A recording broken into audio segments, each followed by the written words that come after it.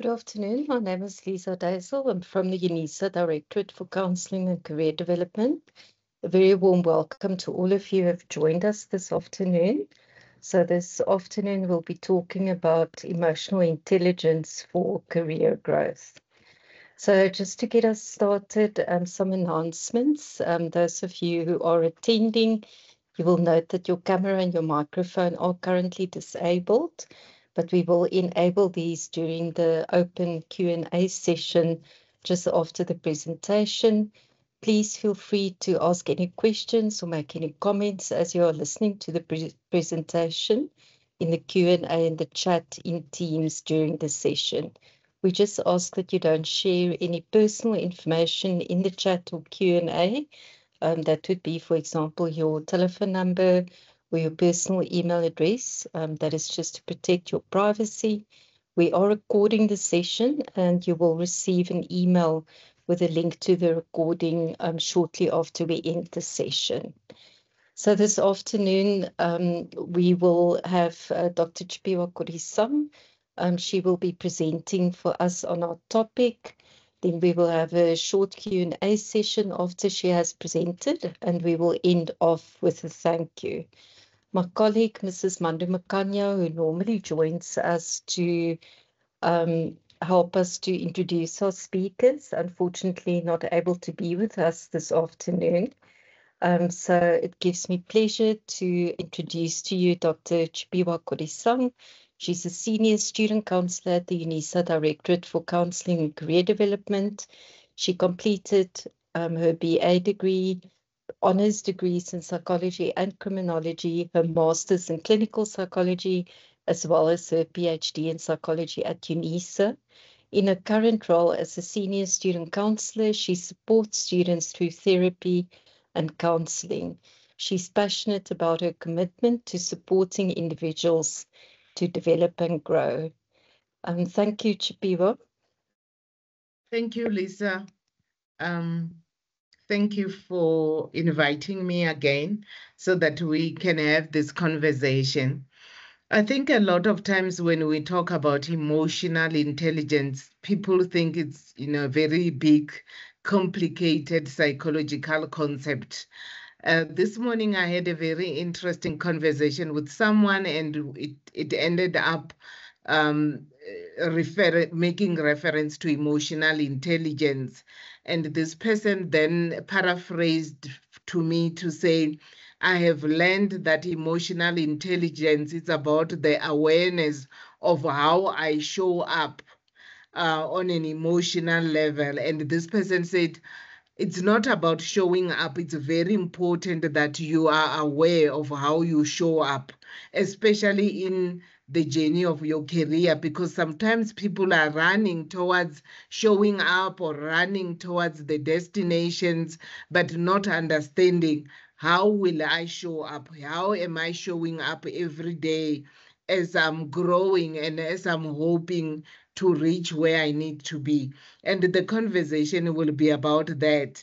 But in a simple way, we are talking today about how you show up, awareness of how you want to show up, and also how you manage the things that you don't want to impact on how you show up.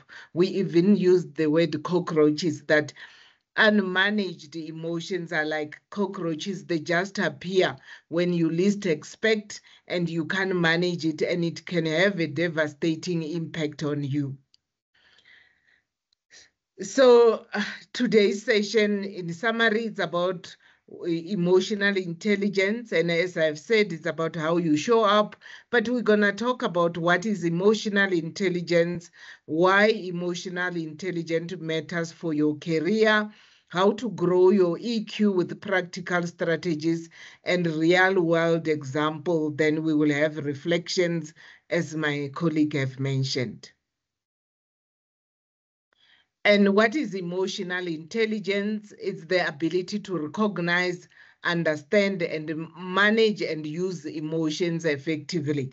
That's why in the beginning I spoke about how you show up emotionally. Knowing what you are feeling or not feeling, and what your emotions mean, how your emotions affect you, how your expressions of your emotions affect others.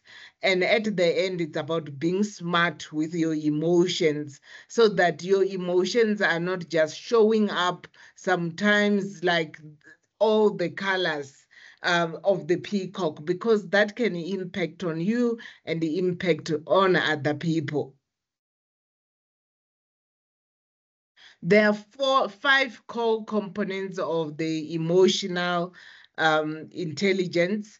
One is the self-awareness, self-regulation, motivation, empathy, and social skills.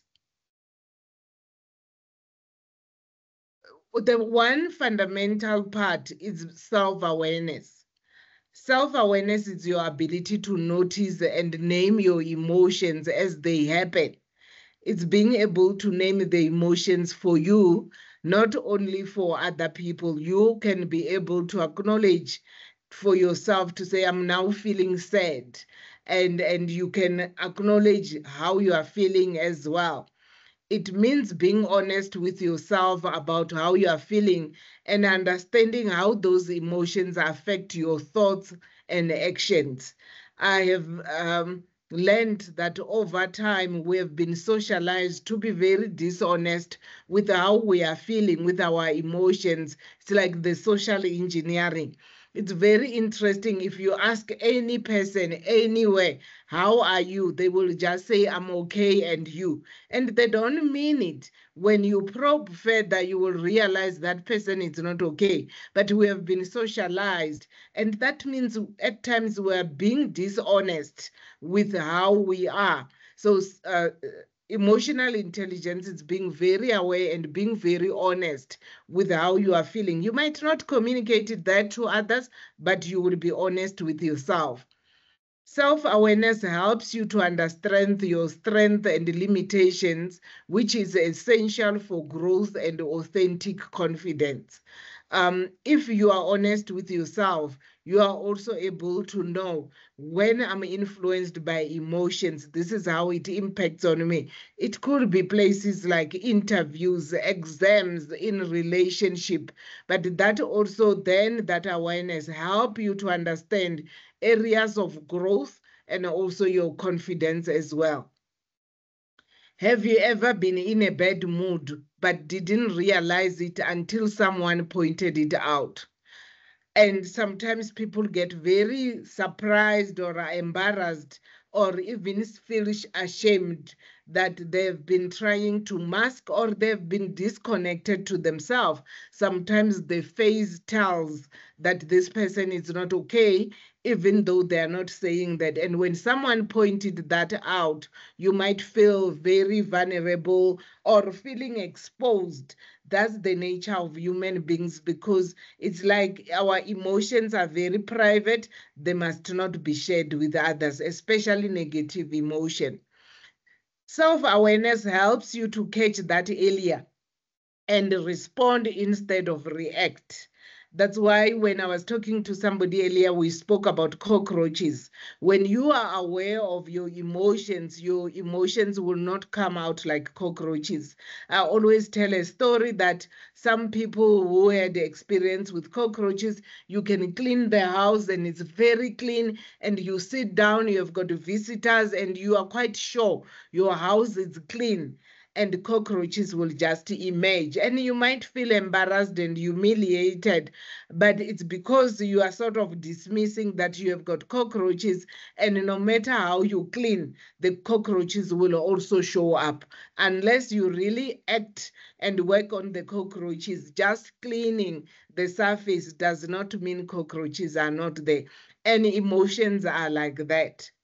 Understanding your emotions is the first step to managing them. And a lot of people get very confused where they say, I tend to dismiss or suppress your emotion. You are not dealing with the emotions. You are not managing them. You need to be aware. You acknowledge them. You don't dismiss them, because if you dismiss or you sweep them under the carpet, you are not helping the cause. The next thing is self-regulation. When you are aware and you acknowledge, you are then able to know how to regulate, especially strong emotions such as anger or guilt or resentment. You need to know how to regulate, especially anger. Most of the time when people are angry, and then they feel over-exaggerated anger, they think it's about that particular situation, yet it's about even the previous or the past that they have never dealt with. So self-regulation is very important, but you cannot regulate what you are not aware that you are struggling with or you are experiencing. So self-regulation is your ability to manage your emotions in healthy ways, especially in stressful or triggering situations. So you will understand that emotions are not bad or good. They are ways of handling emotions that are healthy. Sometimes we say effective or ineffective ways of handling emotions. So there is nothing wrong per se with expressing your emotions. It's how you express or how you regulate that could be ineffective. It's not about suppressing your emotion. It's about handling them constructively. I've just mentioned that.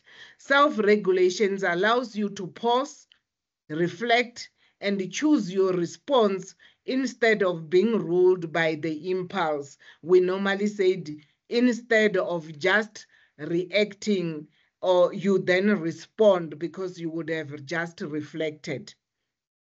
An example, in a job interview, you might feel nervous, but instead of letting that anxiety derail you, your self-regulation helps you breathe, stay present, and focus on your strength.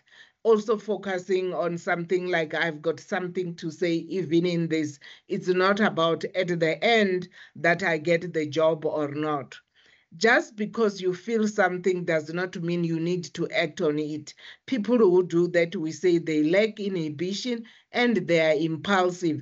Therefore, they are not able to self-regulate. And it's a core component. There is parts of the brain that are even meant for that. Your frontal lobe, it's meant to help you to have some inhibition, that you don't just act out based on your edges. Chipiwa, sorry to interrupt, but I have to. I remember you always talking about you don't always have to respond. Yes. I think sometimes I always talk about emotions like a telephone call. So my phone could ring while I'm in the middle of this presentation. Does it mean I have to answer it? No, because I'm busy with something. So I could notice that my phone is ringing, but I can't respond. Yes, it's not because I'm in the middle of the presentation. It's also thinking about what will this mean to the flow of this presentation. And I must not always feel the edge that what if, or you start contemplating.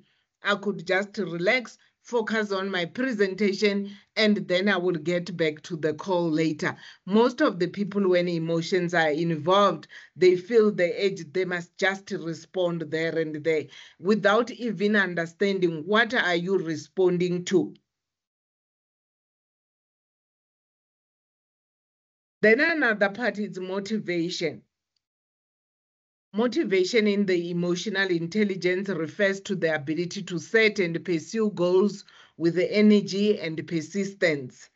Most people don't appreciate that it doesn't matter what you are doing. It doesn't matter whether it's the task or it's the relationship.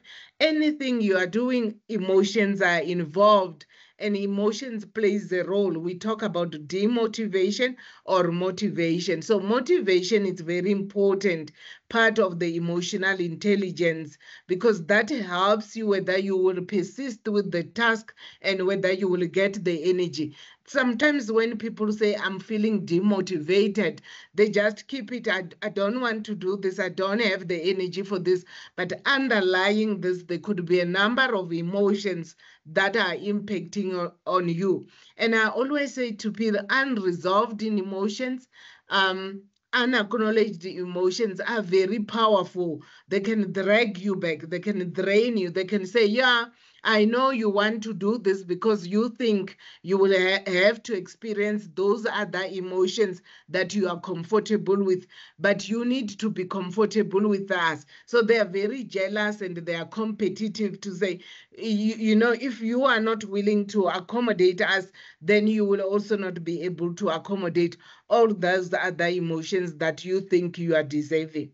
So it's about having an internal drive to improve and stay optimistic even when facing challenges or setback. When you are aware of emotions, when you acknowledge emotions, sometimes you are also able to just say, I need to hold this part, I need to allow this discomfort, but without feeling discouraged, without giving up. Most people give up to what they want to achieve or to their goals because they are unwilling to feel uncomfortable with certain emotions, but emotions can also motivate you. People with high IQ motivation are not just chasing the rewards, they are connected to a deeper purpose. I was talking to Lisa yesterday about part of my work that I'm very uncomfortable with, but I realized if I really want to be the therapist I want to be, I must also allow myself to go through this. So that was being connected to a deeper purpose of being a therapist and acknowledging that it has got other parts that are uncomfortable, but they are doable and I can do this. I just need to sit with that. When you are studying part-time or job hunting and things get tough, emotional intelligence, the motivation part, helps you to push through and keep moving forward, even no one else is watching, because this is about you. It's very personal. We spoke being connected to a bigger purpose. Being connected to a bigger purpose is something internal. Nobody can understand it and nobody should understand it, but you understand it. It's very personal and it's a treasure that you keep to keep yourself going. You know, emotional intelligence is not just about people skills, it's about your inner drive. I like this quote. I always tell people that emotional intelligence, which have got a core part of being vulnerable, which most people think vulnerability has to do with being vulnerable to other people, whereas vulnerability has to do with being vulnerable to yourself. We spoke in the self-awareness. You need to be aware and acknowledge. You don't acknowledge to other people. When you say that I feel sad, it must not be you are telling the next person. It's about telling yourself, embracing the sadness, and also holding it for yourself. Then another part is about social skills.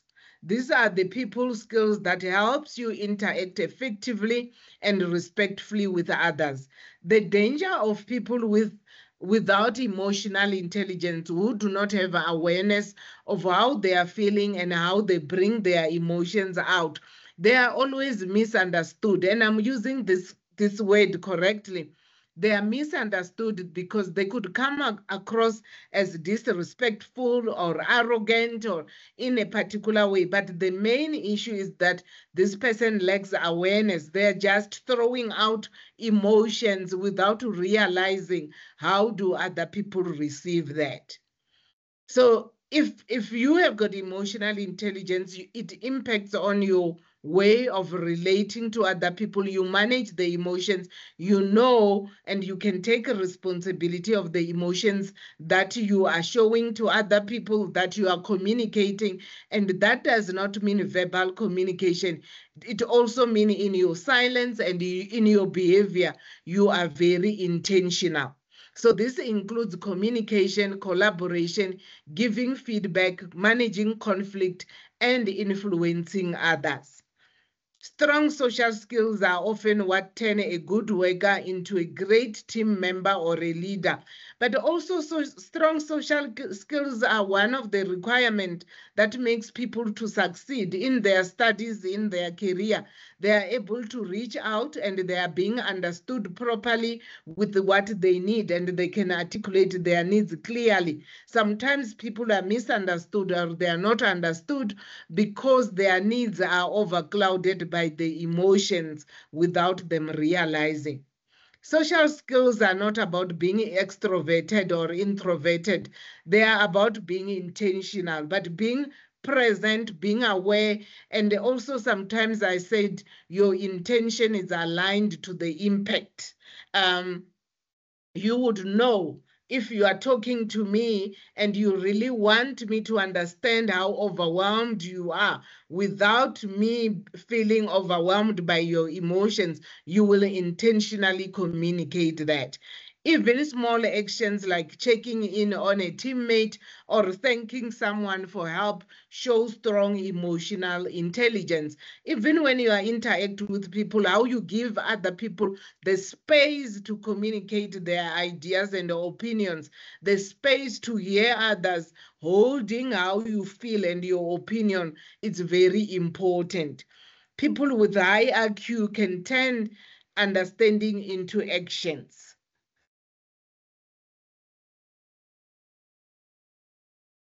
Let's take a moment for reflection.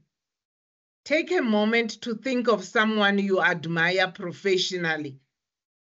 Maybe we could even take it out of the professional context, maybe in your community, in your family. But think about that one person you admire in how maybe they interact with other people.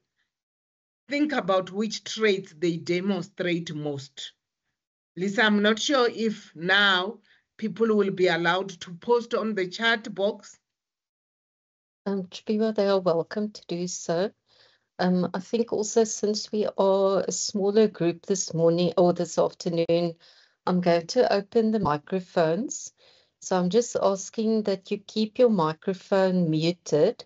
But if you would want to ask anything or just share your reflection with us, you are welcome to raise your hand on Teams, and then we will take your comment or your question. Just give me a moment to open up the microphones. Thank you, Lisa.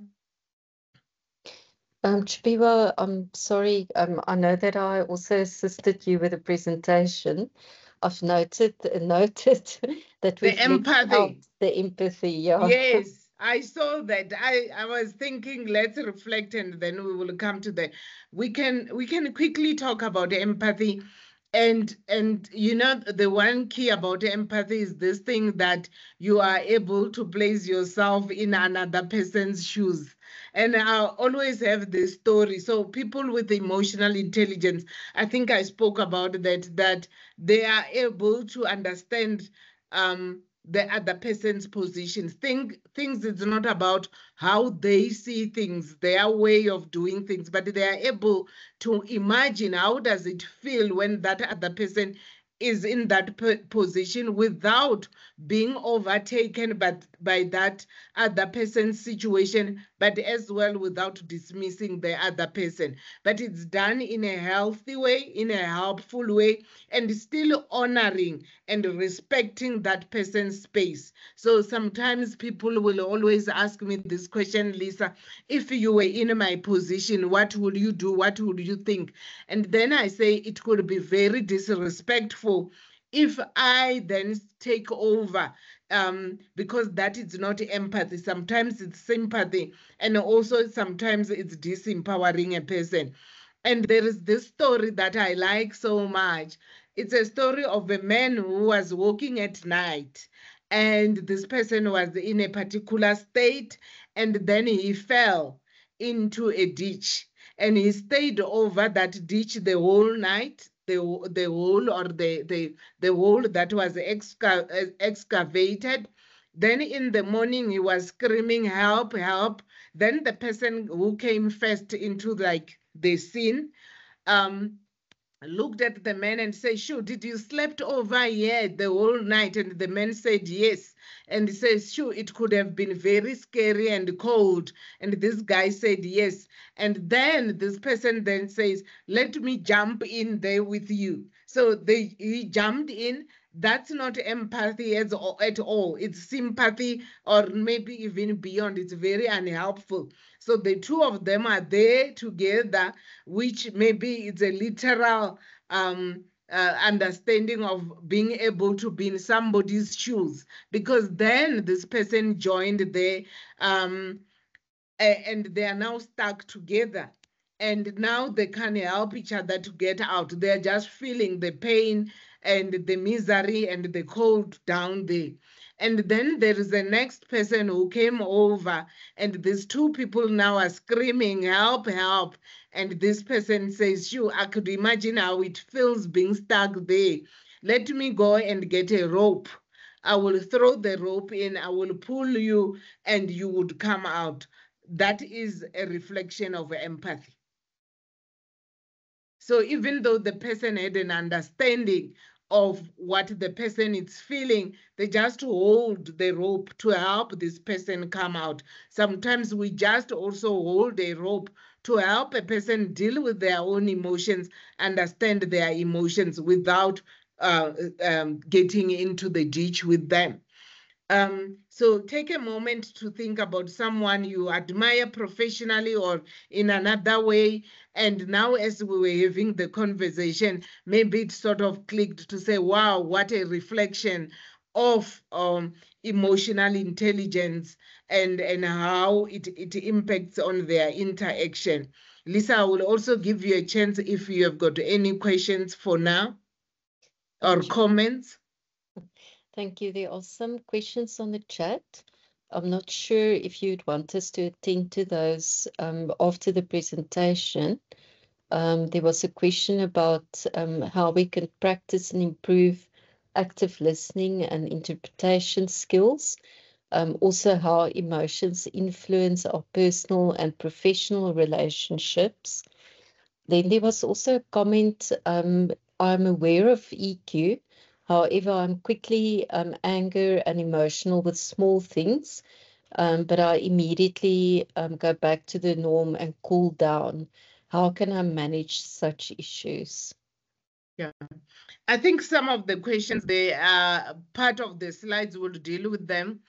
But I think the last question is very interesting for me, because emotional intelligence, especially emotions like anger, for me, on the surface, somebody seems to be like having anger and all that. But I always say to people, you need to reflect on what is underlying this anger. But the one thing that I'm not saying is a answer, or it's the same with you. I have seen the sense of security. So as human beings, one of the things we always struggle with the sense of security, and it might not be physical security. When we start realizing, or when our sense is like, our sense of being is being attacked. And I was talking to somebody earlier to say, this person, their sense of being has an element, they must always feel that they are in control. So anything that smells like, that feels like, they respond with anger. And this is a natural physiological response. Remember, when you are under threat, the adrenaline gets triggered, and you either fight, you run away, or you get paralyzed. And that's why most people, one of the things they do in most circumstances, they respond with anger. And then we see the anger, but underlying that, it could be, I felt threatened. It could be a comment that felt like an attack to my being, to my personality, to who I think I need to be. It could be somebody even suggesting something that feels like, sure, it's an attack to how I want to do things. So this sense of insecurity, it's very deep and it's layered. So it's very important that we move. Emotional intelligence is about understanding in an intellectual level. Why do you respond in a particular way emotionally? But also being able to position yourself on an emotional level and have a conversation with this anger or particular emotions to say, listen, what was this call all about? So again, I also said emotions are like a telephone call. Have an understanding why all of a sudden I received a call, which is an anger call from an emotional side, and it will help you to understand you felt insecure, you felt attacked, and then it can help you also to deal with the emotions, to say it doesn't mean when people say this is an attack or you need to react, because most of the time we respond on an emotional level, but we want to understand the emotions on an intellectual level, and it makes us to feel stuck, and in some way we dismiss our emotions. I hope that makes sense, and we will get back to that later as well.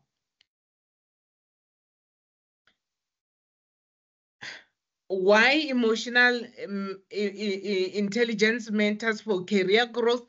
I see somebody raise their hand. Before we proceed, please, let's talk.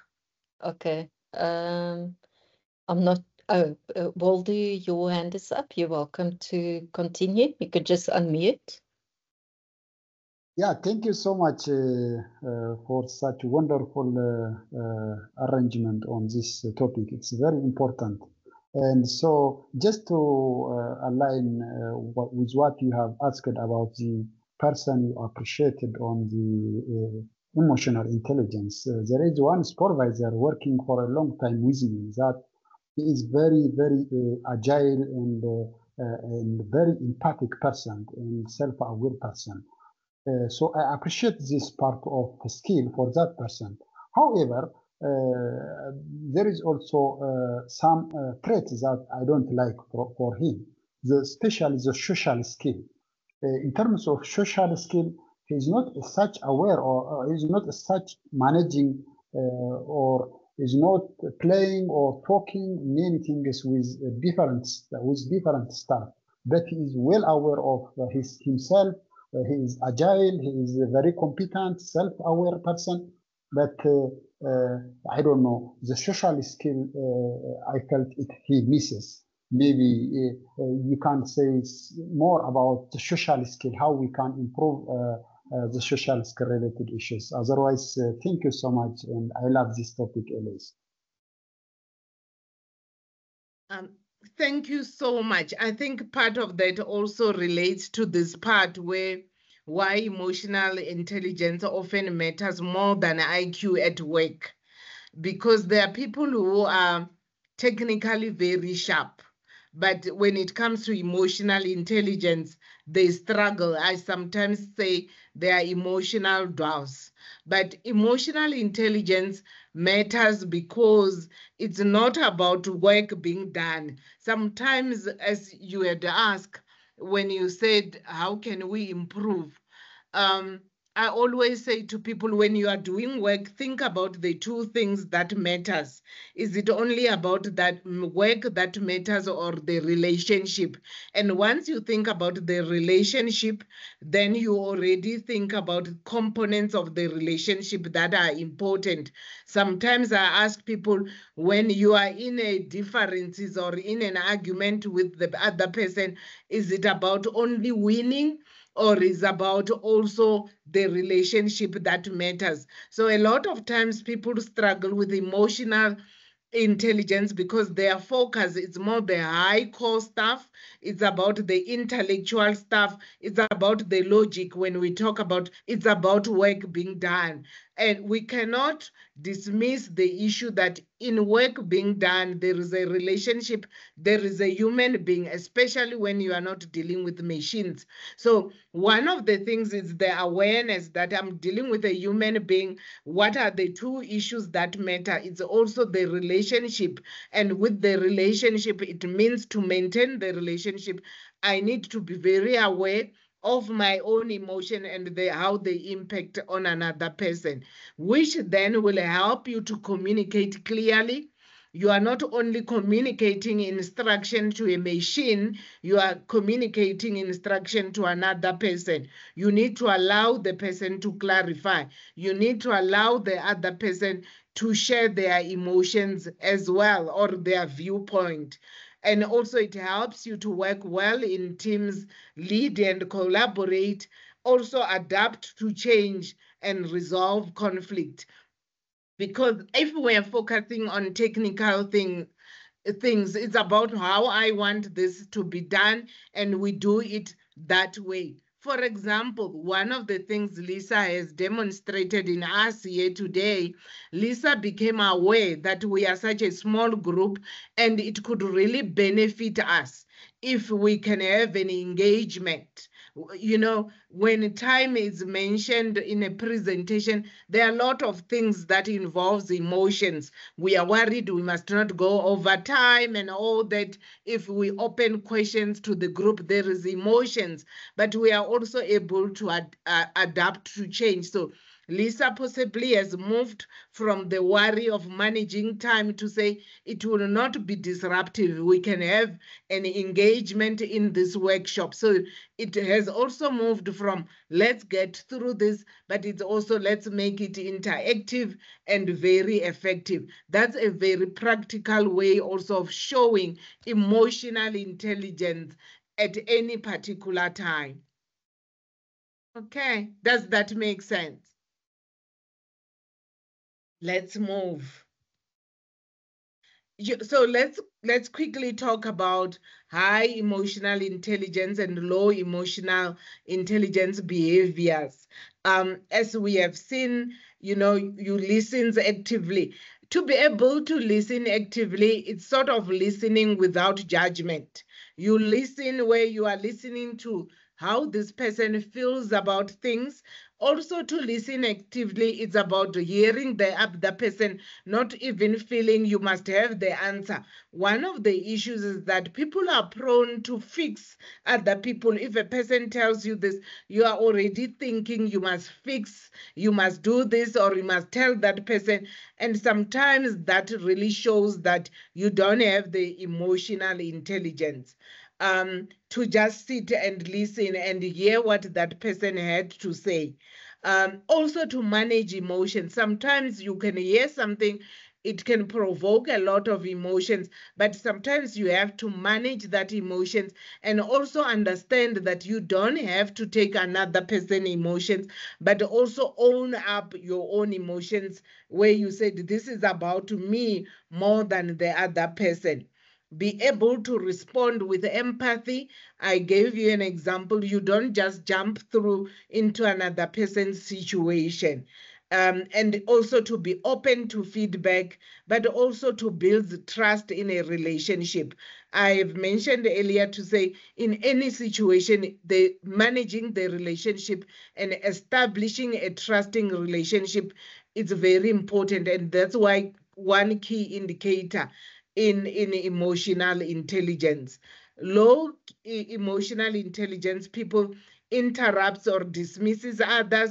They cannot suspend their being or their opinion. It always have to come up. It must be always about them. And also reacts impulsively.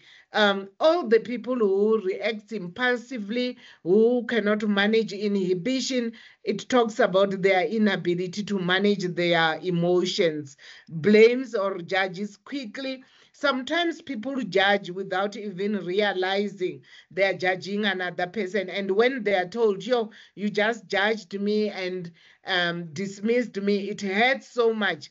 Then they become quite defensive to that feedback. And they struggle with collaboration. It's about them. It's about how they want things to be done, or you know, they are the only right people and right way of doing this.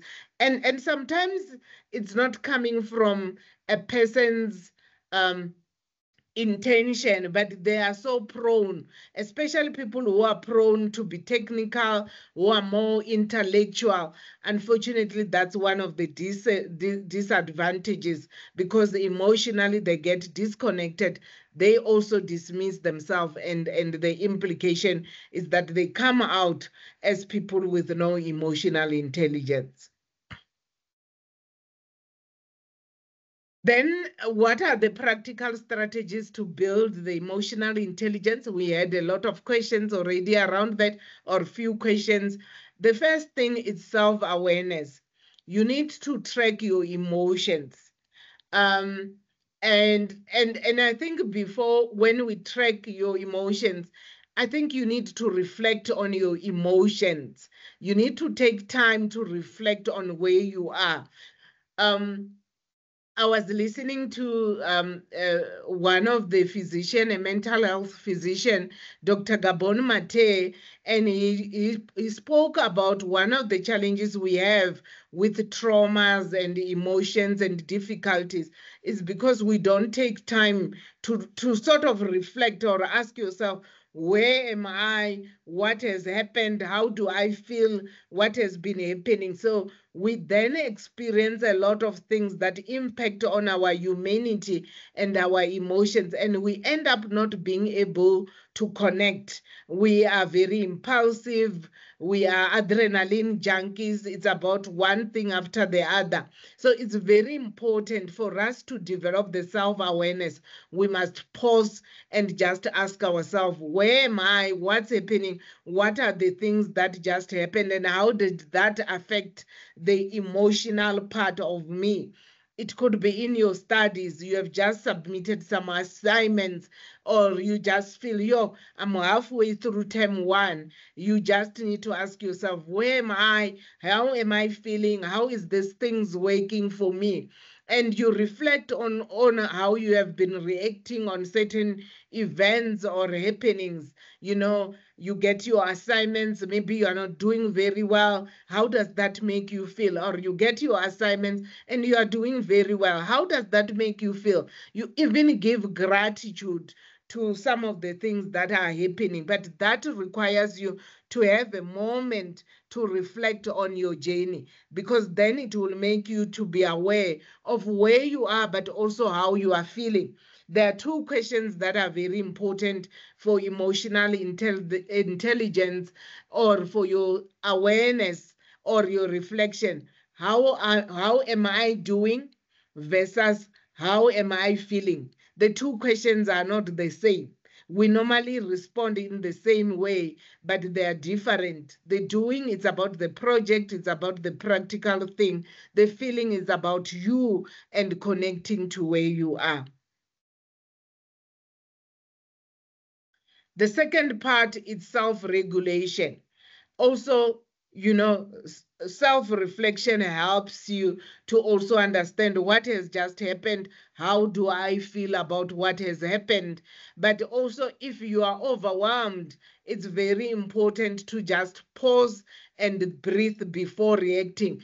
Breathing has got a very powerful impact on your brain as well. Even when you feel overwhelmed and you feel threatened, if you just stop and breathe, it has got a very grounding impact, and you listen to your breathing and how you are breathing. It will help you to connect to the real feelings instead of starting maybe to rationalize, to interpret, and to make conclusions. So self-regulation, breathing is very helpful. Reframe a negative self-talk. So sometime when you are thinking, I'm under threat, I'm under attack because of what has just happened or what has been done, also ask yourself, is there another possibility? Is there another way of looking at this? Could there be another way of looking at this except this negative view that I'm being attacked? And also, as a habit, you must have calming strategies such as walkouts and timeouts and all that. One of the things that really makes us to have a lot of negative emotions, and we are a cooking a pot or a steamer cook that is just waiting to release the steam. It's also that in between we don't build habits or patterns that helps us to calm down and release some of the emotions that we experience, such as, can I just take a time out and sit and drink water or breathe? Or can I just also take a walk and experience outside, even using the 5 senses, just breathing, seeing things, or feeling the sensation in your body. We were talking with Lisa earlier on, which is one of a huge thing about emotional intelligence, to say we just appreciate that where we are today is a bit sunny, because the rainy weather and the cloudy weather has a damping effect on our emotions. And you are starting to feel like seasonal depression. So just even sitting outside and feeling the sun burn your skin and feeling that sensation, it's very healthy. Lisa, any questions, or must we move? No, we can move. Thanks, Chair. Okay. There are common challenges. One, with motivation. Sometimes we want to achieve things, but building habits or building healthy patterns needs you to set small achievable goals. You need to start with the smallest achievable goals. Just taking a moment to drink water and feeling the water as you drink it. Somebody once told me that the dietitian have got a way of recommending how you must drink water, where they say you take a sip, you must allow the water sit a bit in your mouth and it gets into your gums and you swallow it. This thing of just gobbling 1 liter, they say it's very unhealthy as well. So you might think you are drinking water, but how you are drinking it. Also, with developing patterns of emotional intelligence, we must understand, we must start by building small patterns, having a moment to just reflect in the morning. How am I feeling? Even when you are talking to someone, when you said, how are you feeling? You are very intentional. And when that person and you, how are you feeling? You are intentional in your response. Remember, it's also important that you are not doing it for the other person, you are doing it to yourself. Because if you start by just saying, yeah, I must now start by breathing, I must not even feel angry and all that. Anger by itself is not a problem. It's how you express the anger, because there is a healthy anger which also helps us to protect ourselves and to connect to our emotions and to our immune system. Because if you don't express that anger, it compromises your emotions and it also compromises your immune system, and you start developing other things as well. Connect to your values. You need to have particular principles and values on how do you want to show up? Who do you want to be? In the beginning, I mentioned that emotional intelligence is about how you want to show up for yourself. It's not about showing up. You don't want to show up everywhere as a person who, for example, is just angry, or as a person who is dismissive, or as a person who is disrespectful, because I don't think there is any person like that. We then show up in that way due to emotions and sometimes not even being aware or our perception of the environment. Celebrate progress, not just outcomes. I spoke earlier on to say it's not about the projects, it's about the small achievable things. But in reflection, in gratitude, it's about the smallest things I'm able to achieve. It's how I'm able to assert myself without being aggressive, where I just say, no, I don't want to do this. I'm not going to do this way. Chipiwa, sorry, I did miss a question here from Waldo when you spoke about the breathing. They were wondering if you can demonstrate the breathing. So is it inside or outside breathing? But I was thinking maybe beyond that, a question could be, is there a right way of breathing in the context of what you were talking about? There is no right and wrong way of breathing. and it depends on circumstances. As the person was talking, and Lisa, I think we even have a document that talks about breathing, and of course there are different researched ways where sometimes they say you breathe in with your nose and you hold, and let's say they say count, and you release slowly with your nose. There are different ways. But I had a circumstances one where I had to help someone with trauma, and I could just say to this person, breathe like a dog. You know, when the dog has been running and it's hot, and the dogs have got this way of breathing like, ha, ha, ha.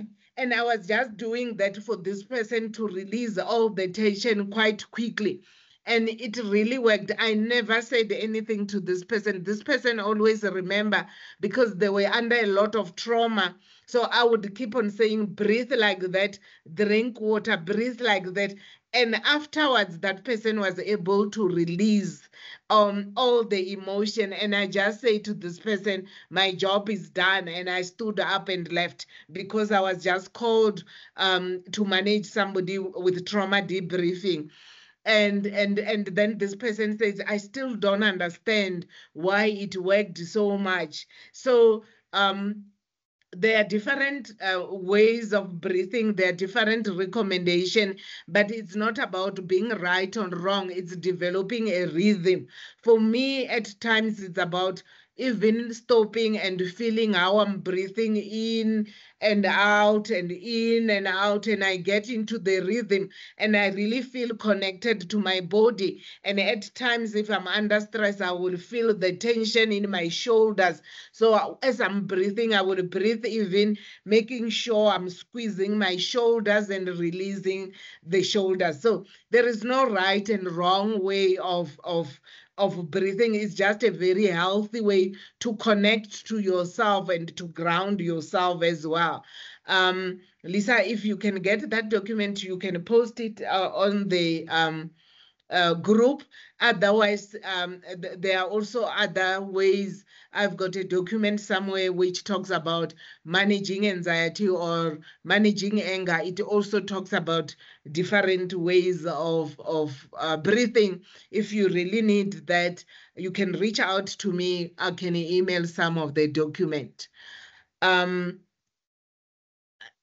you, Chipiwa. There was also a question here about, is there a way to recognize emotions behind words, especially looking at how the digital world is evolving? So I guess it's about, in a world where we don't necessarily physically talk to each other, how do we manage that kind of impact of words on us?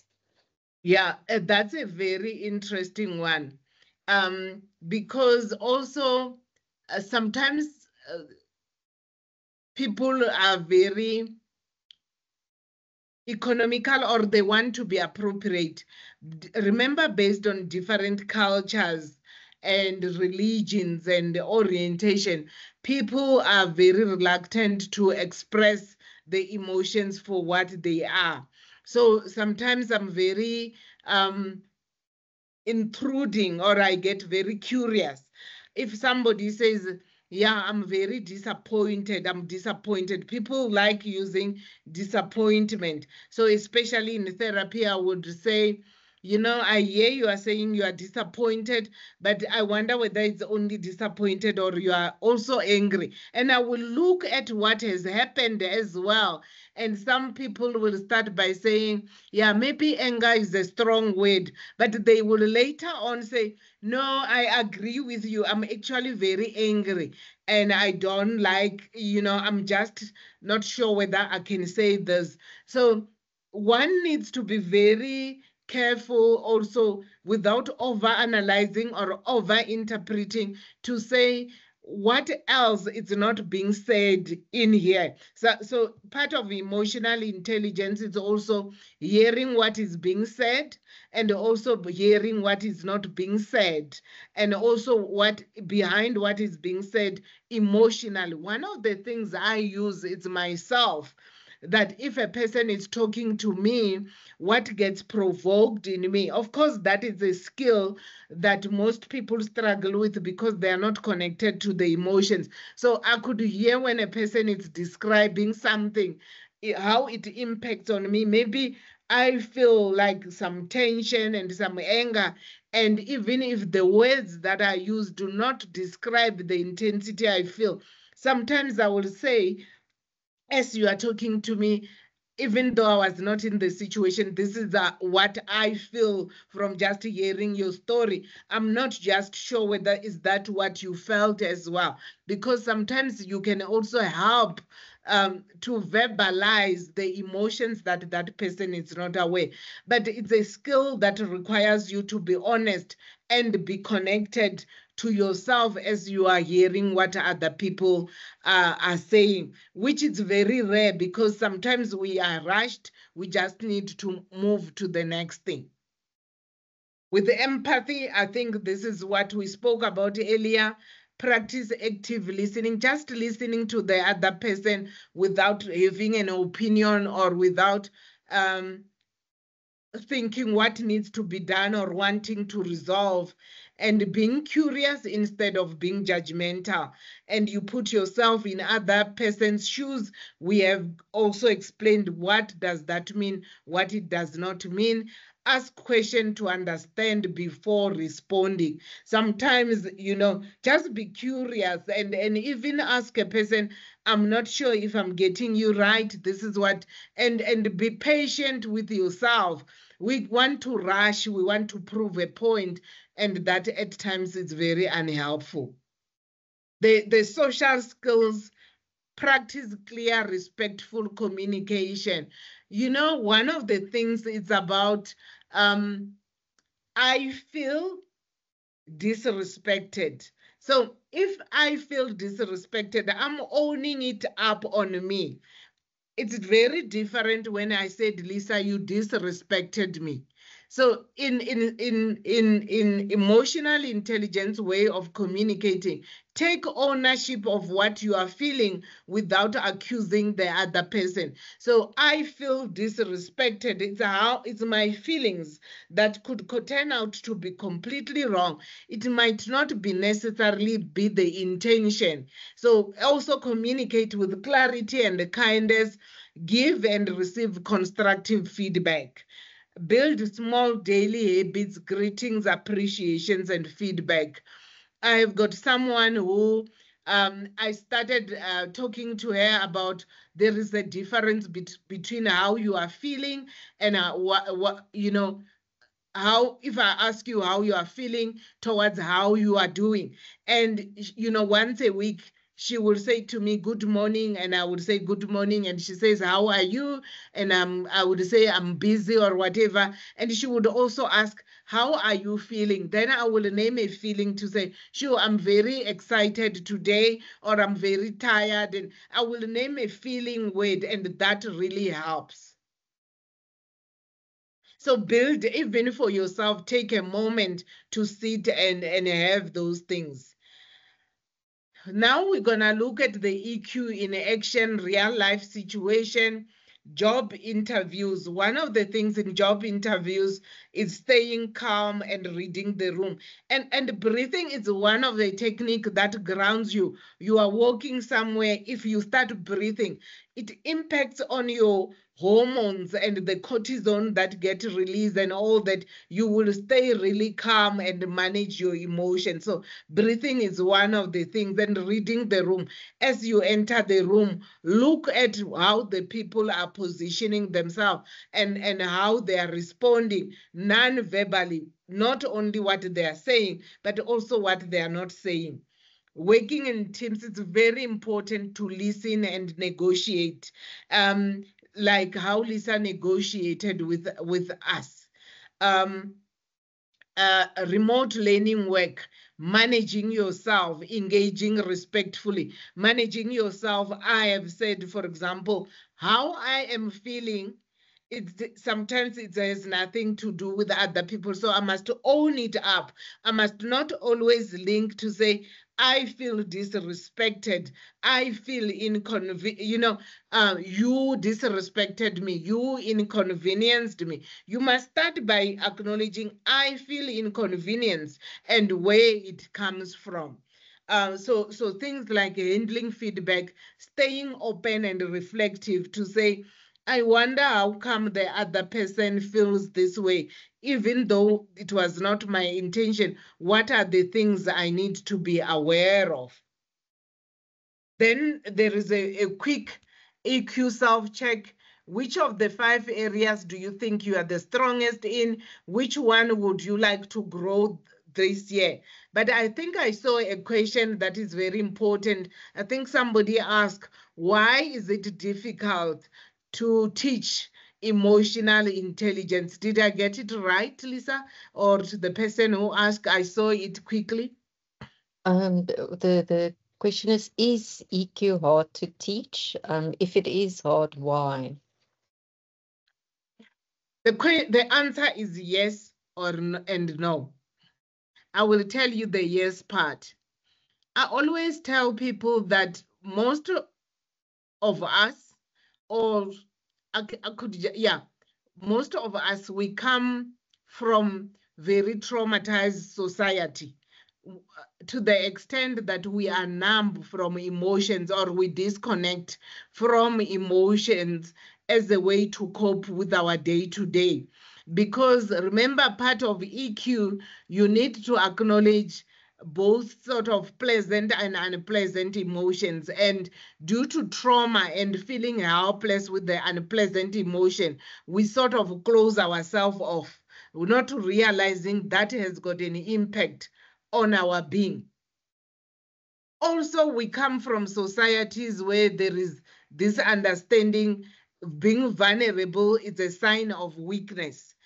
Not showing emotions is like you are the human being, and that also dehumanizes us. So there is a social engineering culture that impacts on the issue of emotional intelligence when it comes to emotions. But there is another aspect that would say, no, it's not hard to teach, because if you start allowing yourself to be human to yourself, it actually makes your life so much easier, because you don't need to put an act and you are always genuine and congruent. But with the social engineering where unpleasant emotions are always even judged as good or bad and all that, we always want to be appropriate, and we've got the need to be accepted, which means being accepted, we have to be incongruent to ourselves and dishonest. But if you then say, one of the true values for me is about being honest and genuine to myself, it becomes easier. You put yourself first and you acknowledge yourself, and you are very aware of how you want to show up for yourself, not to show up for other people. I hope I have been able to clarify that. Chapiwa, maybe just coming back to something you talked about earlier, that it's not about experiencing the emotion, but it's also reflecting on what you want to do with that emotion. Yeah. So I guess in terms of that, not judging our own emotions, but then thinking about, okay, I feel angry, but what's going on, what's happening? Yeah. Okay, Chapiwa, I think we can go back to questions that we had earlier, because we're at the end of the presentation. You mentioned the skill of active listening. So how can we practice and improve our active listening skills? I think the one question that is very important is, when you are hearing somebody talking, what then you think is your mandate? Because at times people think when other people are talking to you, you must come with the solution. or you must do something. Whereas we must understand that one of the key things that people really come to us and share whatever they are sharing, they just need a soundboard, and people already have the answers. So if you just listen to me without even thinking that you have got an obligation to solve my problems or to give me answers, you will be able to just listen without even thinking about anything else, just listening to this person, and to at the end to say, this is what I heard from what you just told me. Even to ask this person, so after hearing this, what do you want me to do? How come you wanted to talk to me? And this person can tell you why they wanted to talk to you, and you also still have the freedom to say, sure, unfortunately, I will not be able to help you with that. I don't know if that makes sense. Thank you, Chipiwa. I'm also thinking about, that the journey of, for example, developing any of these skills that we spoke about. It's not something that happens overnight. So you spoke earlier about the small steps. So maybe, one of the things would be in terms of learning something like active listening is just to start practicing it, becoming aware that it's something that you want to develop. But even after years of practicing and even getting training in terms of active listening, you could still slip up. There are days that you are not at your best. You are quite right. I woke up this morning, I was reflecting to one of the conversation I had yesterday, and I'm not sure what happened, but I get overexcited with frustration with this person, to the extent that every time I'm talking to this person, there is a lot of interference, and it's not a very healthy conversation. However, I'm aware that one of the thing is the frustration, and I thought this morning, I think I must take time to address the frustration that I am struggling with from that situation. But one can be very intentional to say, can I also learn to just hear a person for what they want to say? Thank you, Chipiwa. Paul's asking, what did you mean by the term social engineering? I saw that. I'm very excited, Mpo, that you asked that, because, we have got a tendency to say something and you think everybody understand. So social engineering, and as I saw that question popping up, I want to ask Mpo, when you grow up, and if you grow up in families or communities, when you made a mistake, um, you will be beaten up, or there will be corporal punishments. So most of like when I grew up, you make a mistake, then they beat you up. And when they beat you up and you are now sad and you are crying, they beat you up for crying again. So you learn to say you can't express emotions. Or even when you are scared, maybe your parents left you alone at home and you start crying because you are scared, and you come back, they come back, and then they found you crying, maybe standing at the gate, you will be beaten up for that. So you start learning you are not supposed to show emotions, and that you are being taught. That's social engineering. And also you see in communities where there will be huge things happening and people are even told, don't do that, don't show up. So that is social engineering. Or you observe how people do these things. But this goes deeper, and I get very excited about this. But I have been very interested in emotions and this social engineering and our perception of being and who we are. to follow up or to review the literature. And there are some research that shows that these things, our perception of who we need to be, or the shaping of how we respond or how we show emotions, or even our being, it does not start only after birth. The research have shown that even when a mom is expecting a child, how the mother responds to certain things, how the mother treats herself in that pregnancy, it's also connected to the inborn child, and the inborn child also then have already developed the perception of things that are acceptable and not acceptable, and how they must show up, and certain emotions. So that's part of the social engineering as well. So it also forms part of your perception of the environment around you, and how you should respond and how you should not respond, things that are acceptable and not acceptable. Thank you, Tshepiwa. What you just talked about, how we are shaped by the environments, or, the society that we live in, is then also for me linked to this question about how emotions influence our personal and professional relationships.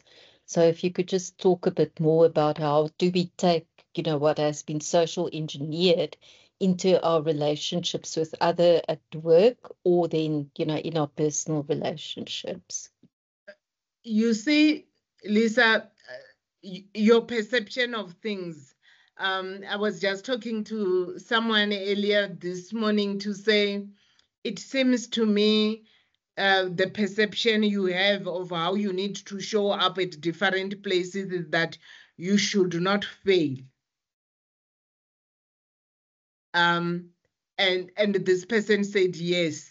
So that has got an impact with how this person positioned themselves in the work relationship. So because they can't fail and they must always do things right, and they must be the winner based on their perception of who they need to be in a professional environment, they are perceived as very competitive. The second thing is that when it comes to receiving feedback, if a person comments on their work, they always think that they are being attacked, especially if it's not a compliment. They are only comfortable in taking a compliment. Anything else in a feedback that does not fit on their perception that they should always be right and things must be perfect, it's seen as an attack, and they get very hurt, and at some stage even defensive. That's the same position also in the relationship. If you feel that you should always be helpful or be perceived as helpful in a relationship, you work harder. However, it has got implication if somebody just says, sure, you don't listen to me. Remember, your perception of working harder, it should be when I tell you something, you are giving me the answers, but I don't need the answers and I get frustrated. And when I tell you you don't listen to me, it could really hurt. And that's again emotional intelligence, because you need to think about, this is who I want to show up. But have I also considered whether in this relationship, is that what the other person is negotiating for? Is that the cues I get from another person to say they want me to be perfect or they want me to be helpful? Have I considered that this other person, when they talk to me, they just actually want somebody to hear them? So you are able to negotiate. Thank you very much, Chip. So I think we'll end off there. Or two questions here in the chat. Maybe like on a macro level, would you say that emotional intelligence should be taught at schools? Does it sound practical?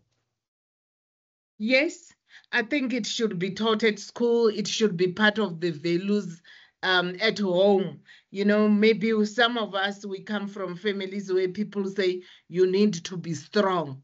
I would rather encourage us to start having conversation to say you need to be an emotional human being and allow yourself to acknowledge your emotions. So you can hear there is a difference, because when you allow yourself to be an emotional being, you are actually strong to hold pleasant and unpleasant emotions and acknowledge them. But the idea of being strong, that it's being communicated to us, it distorts our realities as human beings and dismisses the emotional intelligence. So I completely agree. And also one of the things why it should be taught at school, so that we have got an understanding. We don't just need to be technical people or to show the skills and the competence.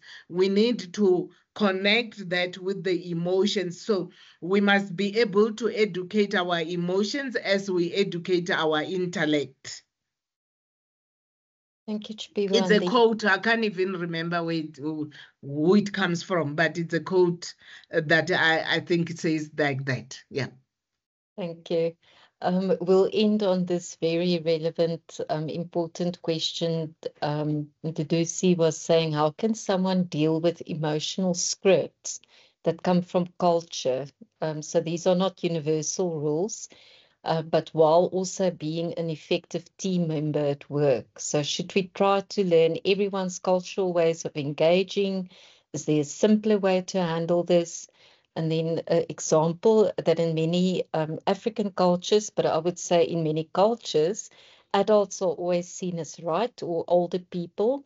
How can we respect that cultural value while also keeping healthy communication and mutual respect at work?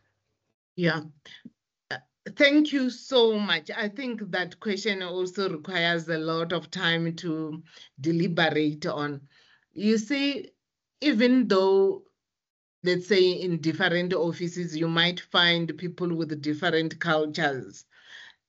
Culture for me is also quite personal and individualized, that when you are interacting with that particular person, they will immediately, in a few 15 minutes, you will see how this person position themselves and how they relate. And remember, each one of us, the culture is also a way to protect ourselves. It's also to maneuver for power and control, but also to maneuver for closeness and distance. So there is a lot of dynamics pegged into some of these cultures.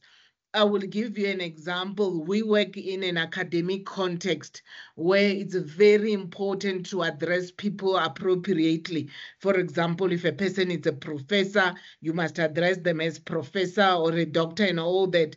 It's a culture at academic context. But there are people who won't get offended at all if you call them by first name, even if they are professors or doctors. So that's what also says it's about that person emotional intelligence as well, to say, what does, if I'm looking at a relationship, the fact that a person does not address me as a doctor, they don't interpret it, or in their world, it doesn't mean you are disrespecting that person. They are comfortable to be just a human being, which also links to the fact that in certain cultures and people also in managing a relationship, they use that to say, I'm an adult, I can never be wrong. But remember, that's also a way to maneuver for control, also to negotiate a particular type of a relationship where that person is always right. And it's also about them. We cannot maybe focus on changing that person, but you can then be able to say, okay, this is how this person negotiates this relationship. How do I respond to this and manage it for what it is?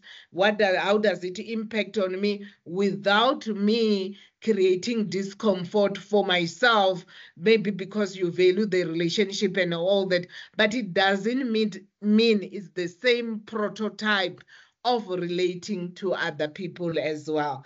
I hope I've answered your questions properly, Duduzi. Thank you, Chipiwa. I was also just wondering, linked to that question and what you shared now is that, you spoke about some perceptions in work culture, especially is that in order for me to be successful, in order, for example, for me to get ahead in my company, I need to be quite competitive. I was even told, at home, that you must be assertive, but that is not who you would want to be in the workplace.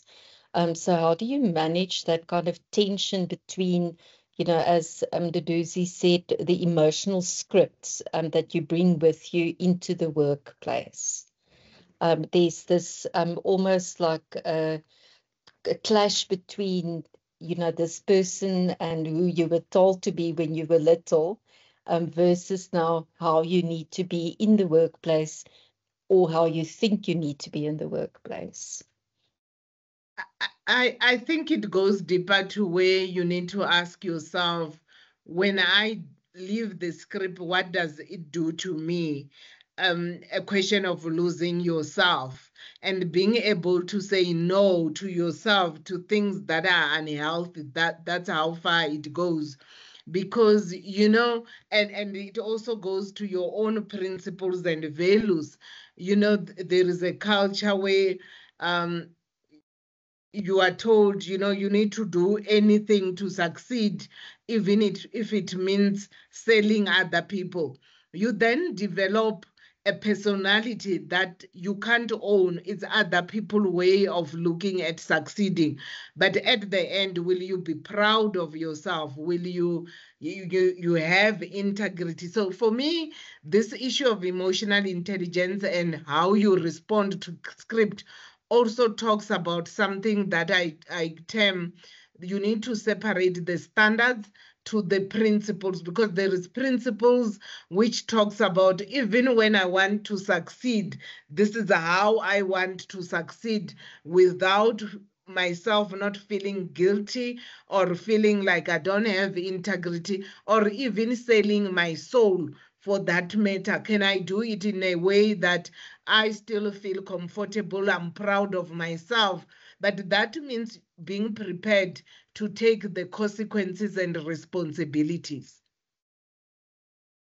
Thank you so much, Chipiwa. So it really comes back to what you spoke about, being self-aware, I guess. Yes. And also, how do you want to show up for yourself? Because as I'm sitting here, I always tell people that when you see a person, when you see me sitting here, there is a lot of messages that I've heard from my father, from my mother, from my grandmother, from all that. But at the end, I also need to think about Chipiwa and how Chipiwa needs to show up. To me, it's always like, I know nowadays we don't go to movies and all that, but there was something I used to like when we go to cinema. If you are going to see a movie and Lisa is or Becky is a what do they call it, a steering or a character, the main character. When the movie starts, you will see that character being displayed on the screen for some time, and that person stands and pose. But when we are at the end of any movie, you will see the supporting characters and all that. They are shown, but very quick. They just come quickly. And I thought about that for human beings. You need to think about, you are writing a script of your life and you are the main character. How do you allow that main character to pose there without being diluted by the supporting character? And supporting characters is the views we get from other people, because people tell us their own script and they expect us to live those scripts. Thank you very much, Chipiwa. So we'll just end off with the key takeaways for today's session. And then I'm just going to make a few announcements and share some further resources with you. And then we'll end off the session. Thank you.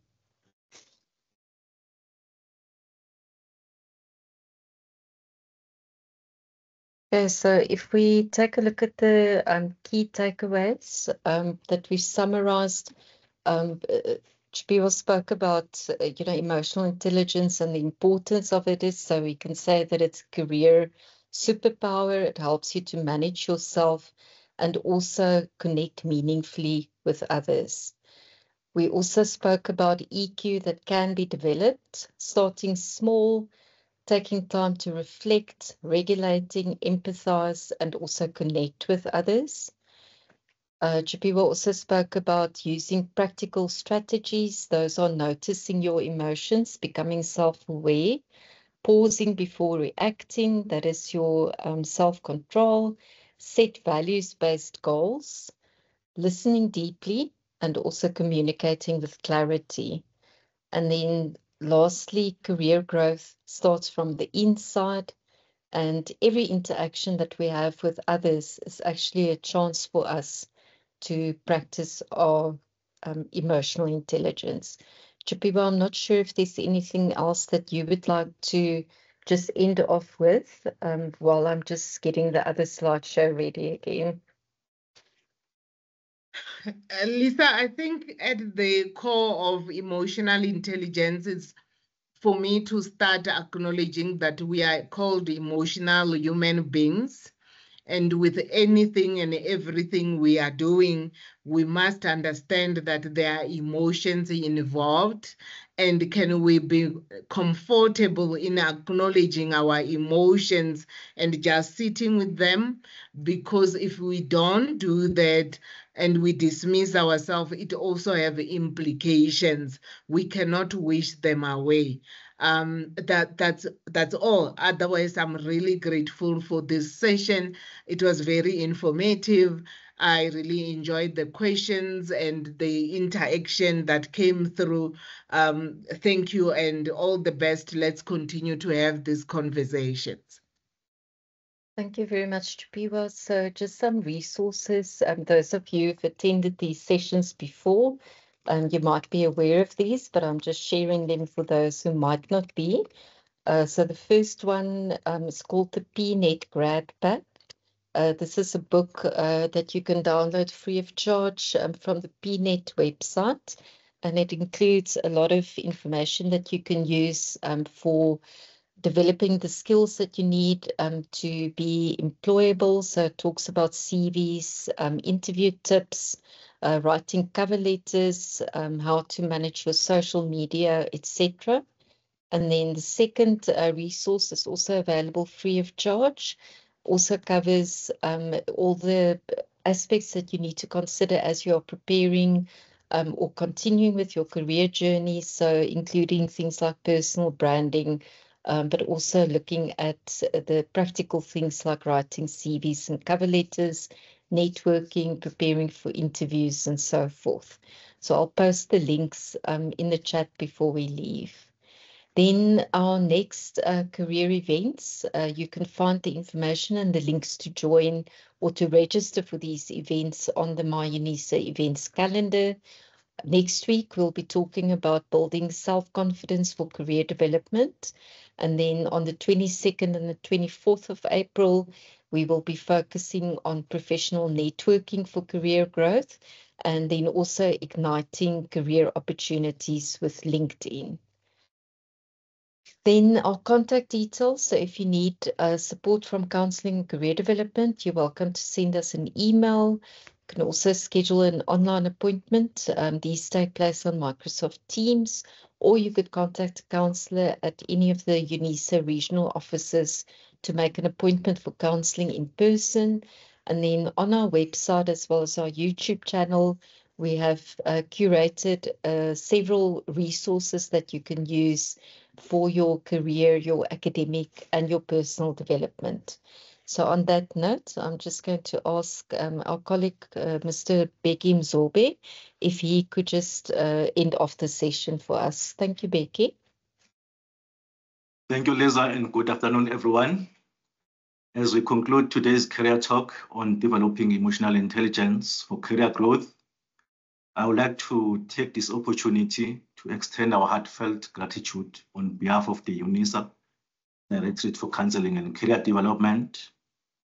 First, our sincere thank you to our guest speaker, Dr. Godisang, for her expertise, engaging presentation, and practical insights, which have greatly enriched our understanding of the role emotional intelligence plays in career growth and career development.